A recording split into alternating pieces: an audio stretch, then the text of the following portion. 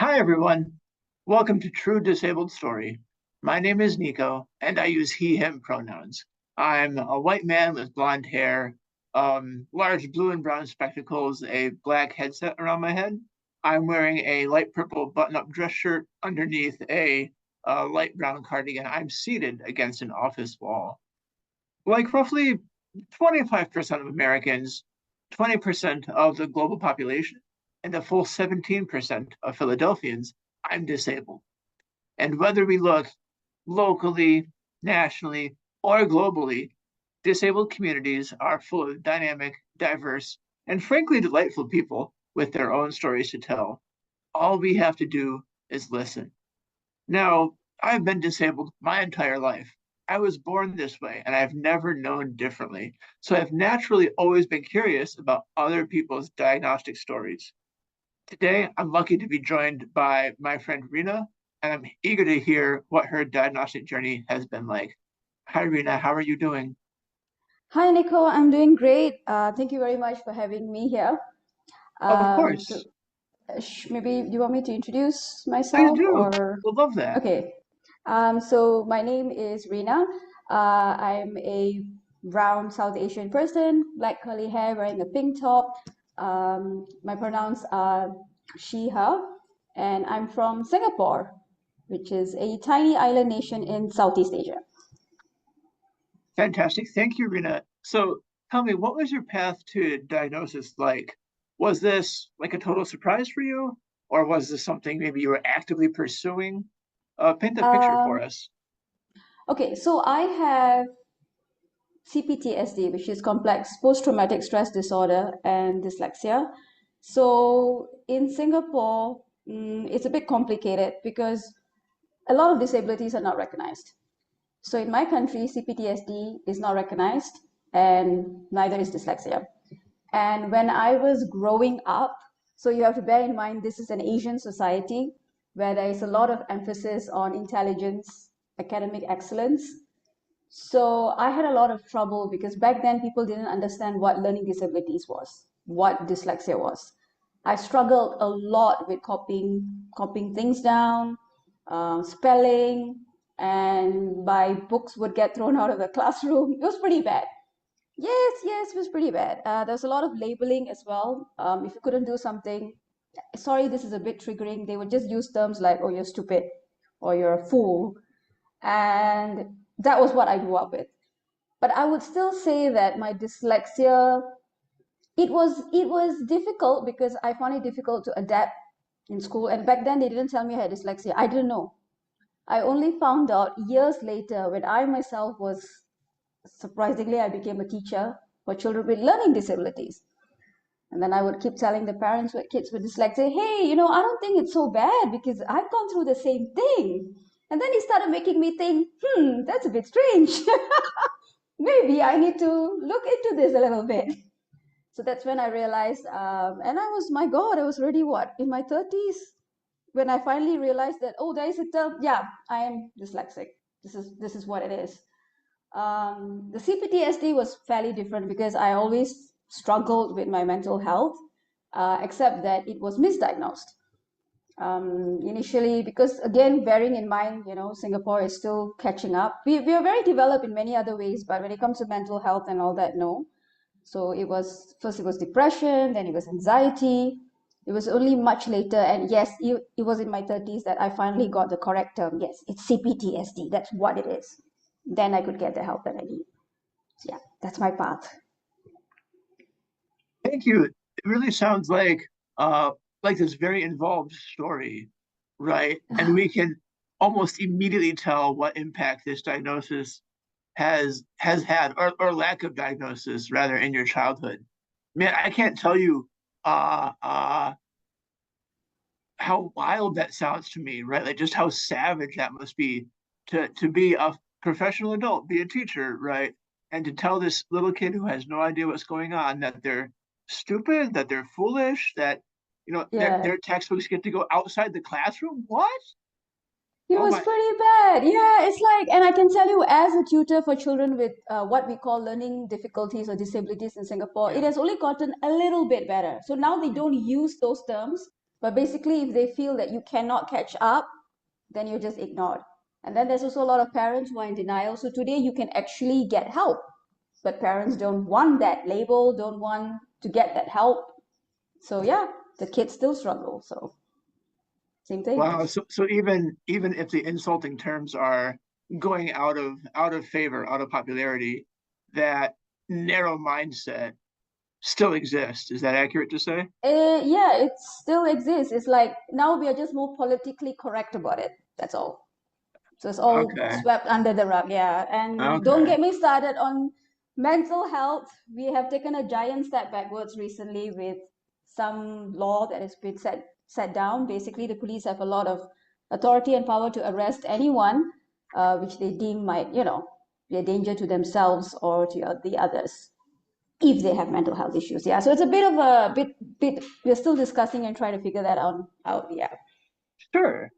So Reena, you you've done a really good job, as I said, of telling us how this has impacted uh, your life. And I want to give you a bit more space to expand on that. So we know that as a kid, you didn't have these answers. And then you turned around and did one of the most heroic things possible, which is to stay in that professional setting, in that academic setting, and make things just a little bit better for the generation that came after you. And that's really heartening to hear. I'm Thank you. interested, sure. I'm interested to know a little bit more about what getting those diagnoses as an adult was like. Did you see an impact in your social life as an adult or your professional life as an adult? It was okay. So it's interesting because my social life, okay, on one hand, right, when I finally realized that, oh, so there is a term for why I can't, so I don't drive. I mean, in my country, it's okay if you don't drive. Public transport is really good. I don't drive because I can't tell left from right. Now, interestingly, when you research about this, opinion is divided. It could be dyslexia, it could be something called dyspraxia as well, two different things. But yes, a small number of people who are diagnosed with dyslexia also have trouble telling directions. So I used to think that there was something wrong with me. Like I'm weird. I can't read maps. I can't tell left from right. I still struggle with spelling, even though I've got a master's and I'm a teacher. But finally, when I got that term, that oh, so this is what I have. So actually, I know why I'm like this. That was a big relief. So now I could tell people that, hey guys, I've got dyslexia, I've got a bit of trouble with directions.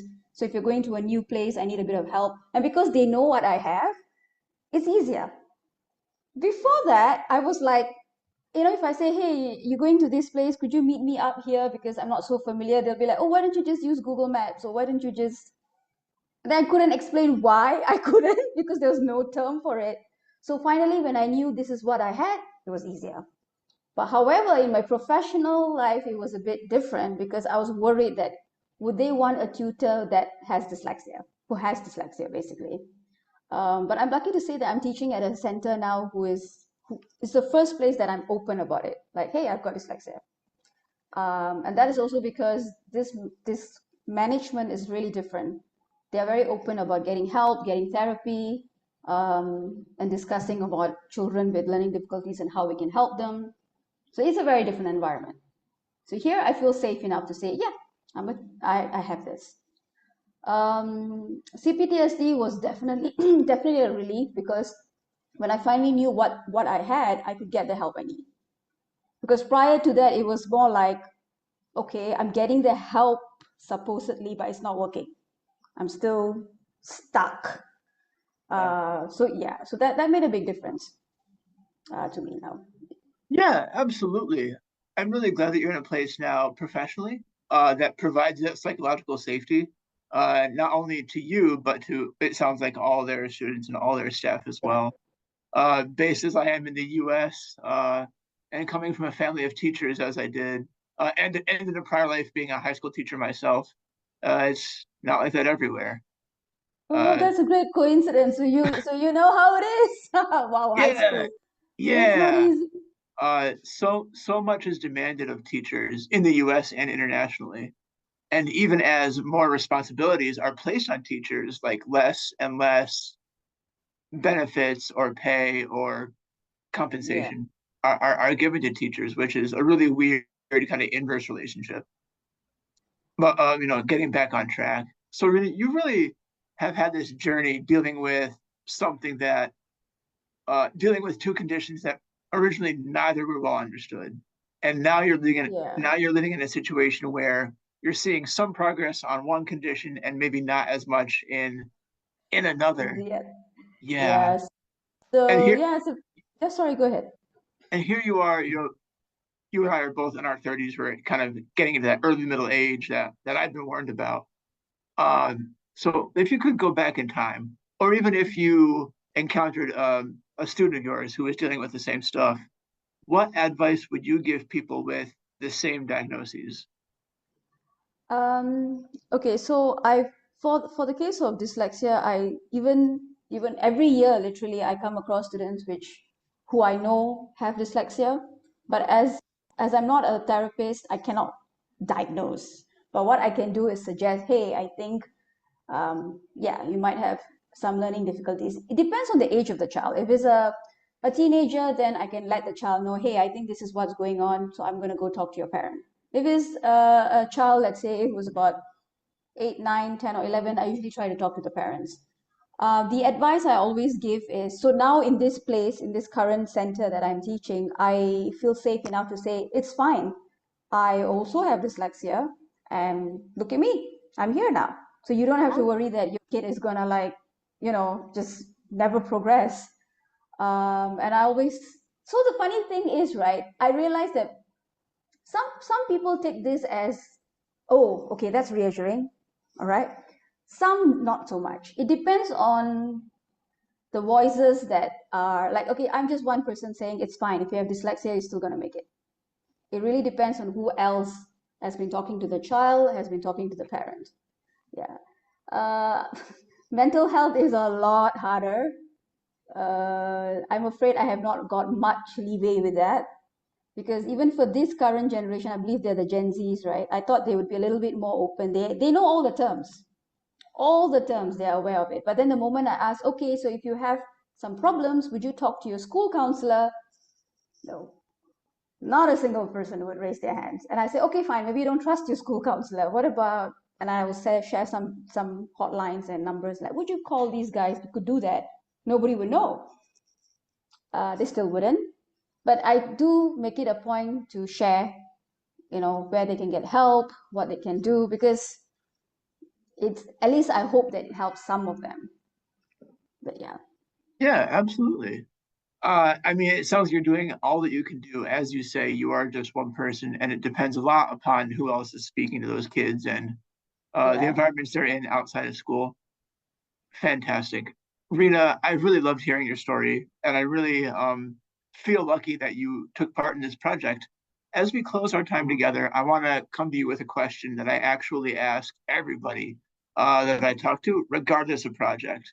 Um, this is your chance to really like promote yourself. So if you want to talk about where people can find you online, if you want to share maybe a recent win that you've experienced in your life, this is your chance to promote yourself, be your own cheerleader, step up on your soapbox and hand over a microphone.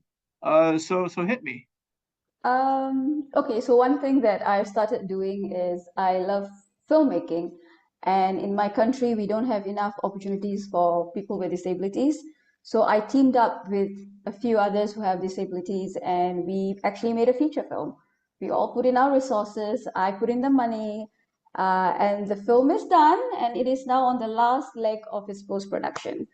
So I think I don't know where I can put my links and stuff, but you can definitely find me on LinkedIn, where I'm posting, updates on that. I'm really excited about it because it is this year that I'm talking more and more about it, and I think more people in my country are now aware that this is something that can be done. Because prior to this, firstly, indie filmmaking is not a big thing in Singapore, and then indie filmmaking among the community with disabilities is, yeah. so so yeah, I'm really excited about that. That's remarkable. Wow.